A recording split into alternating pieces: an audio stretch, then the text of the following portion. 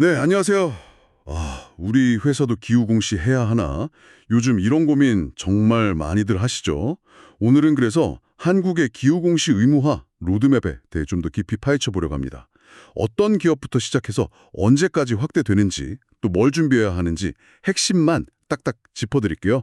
저희가 살펴본 자료들을 바탕으로 이야기 나눠보겠습니다. 네, 안녕하세요.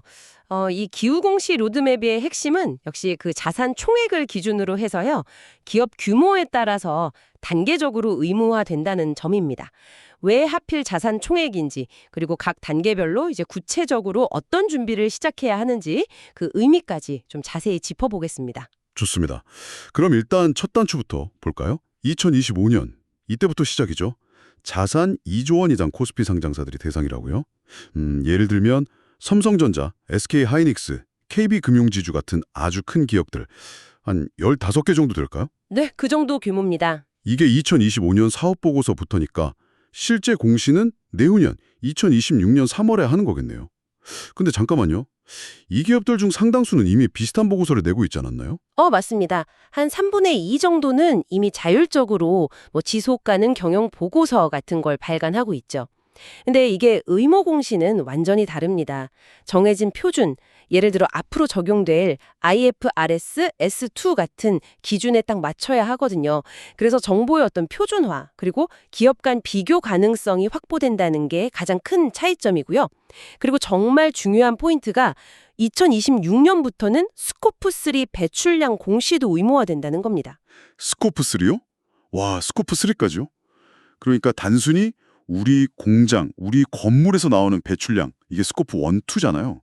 이걸 넘어서 우리 회사의 전체 공급망에서 발생하는 간접 배출까지 다 봐야 한다는 거네요. 그렇죠. 이야, 이건 뭐 사실상 투자자나 고객들이 기업의 진짜 환경 영향을 평가하는 아주 핵심적인 잣대가 되겠는데요. 정확합니다.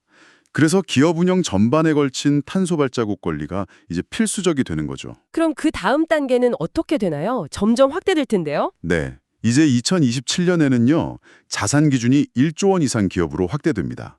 이러면 한 40개에서 50개 정도 기업이 추가될 것으로 보이는데요. 주로 중견 제조업체나 아니면 지역 기반 금융사, 또 대형 건설사, 유통, 서비스 기업들이 여기에 포함될 수 있습니다. 뭐 준비할 시간이 그래도 조금 더 주어지는 셈이죠. 일조공학업 다음은 자산 5천억 원 이상. 이게 2029년이군요. 이때는 와, 꽤 많네요. 한 100개에서 150개 기업이 추가로 들어올 수 있겠어요. 대부분의 중견기업들이 해당될 텐데 특히 그 분석 중에 물류나 운송업체들이 많이 포함될 거라는 점이 좀 흥미로웠어요. 왜 그런 건가요? 그 왜? 물류 운송 산업은 뭐 아시다시피 사업 특성상 탄소 배출량이 상대적으로 좀 많을 수밖에 없잖아요. 그래서 2029년부터 이 기업들이 본격적으로 공시 대상이 되면 정말 철저한 준비가 필요합니다. 이게 그냥 총량만 계산하는 게 아니고요. 예를 들면 운송수단별로 또 노선별로 배출량을 아주 정확히 파악해야 하고요. 또 뭐 전기 트럭 도입이라든지 아니면 최적 운송 경로 설계 같은 구체적인 감축 전략까지 세워서 공시해야 하는 거죠. 아, 그렇군요. 우리가 뭐 온라인으로 주문한 상품 하나가 집까지 오는 그 전체 과정의 탄소 발자국을 추적한다고 한번 생각해 보세요. 원재료 조달부터 시작해서 마지막 배송 트럭까지 그 복잡성이 느껴지시죠? 네, 정말 그렇겠네요. 와. 이게 바로 스코프3 관리, 특히 물류 분야에서 앞으로 마주하게 될 현실입니다. 배송 과정 하나하나가 다 계산되어야 한다니. 그럼 진짜 당장 올해 하반기부터 기업들은 뭘 준비해야 할까요? 시간이 많지 않은 것 같은데요. 맞습니다. 막 발등에 불 떨어진 기업도 있겠지만 지금부터라도 좀 체계적으로 준비를 시작해야 합니다. 일단 첫째는 ESG나 지속 가능성 관련해서 전담 조직을 새로 만들거나 아니면 기존 팀의 역량을 확 키워야 하고요. 둘째는 우리 회사의 현재 배출량 현황을 정확히 파악하고 특히 스코프 1, 2 배출량을 측정할 수 있는 내부 시스템부터 빨리 구축해야 합니다.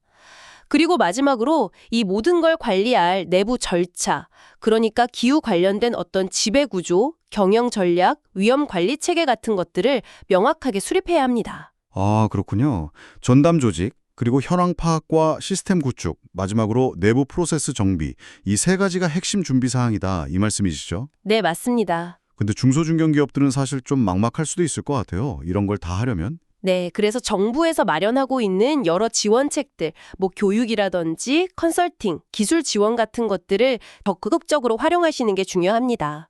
그리고 또 하나 좀 유의하셔야 할 점은요. 우리 회사가 상장사가 아니거나 공시 대상 규모가 아니라고 해서 안심할 수는 없다는 겁니다. 그 NH 아몬디 최용환 팀장님도 지적하셨듯이 대기업 공급망에 속한 협력사들은요, 원청 기업의 스코프 3 공시 요구 때문에 간접적인 압박을 받을 가능성이 아주 큽니다. 소위 사각지대에 있는 기업들도 이제 기후 리스크 관리가 정말 중요해지는 거죠. 어쩌면 당신의 회사가 여기에 해당될 수도 있습니다. 시작되고 2026년에는 스코프 3까지 포함되고 2029년에는 특히 물류 같은 특정 산업의 역할이 커진다는 점, 그리고 이제 기업 규모와 상관없이 지금 당장 전담 조직, 시스템, 프로세스 정비를 시작해야 한다, 이런 말씀이시네요. 정확합니다. 그리고 이게 단순히 어떤 규제 대응 차원을 넘어서요. 오히려 선제적으로 준비함으로써 탈소 감축 기술을 개발한다든지 아니면 효율적인 공급망 관리 능력을 통해서 비용을 절감할 수도 있고요. 또 친환경 이미지를 구축해서 새로운 경쟁 우위를 확보할 기회가 될 수도 있다는 거죠. 오늘 저희가 짚어본 이런 변화의 흐름 속에서 당신의 회사나 아니면 속한 산업은 어떤 영향을 받게 될지, 그리고 이 도전을 어떻게 기회로 바꿔나갈 수 있을지 한번 진지하게 고민해 보시면 어떨까요?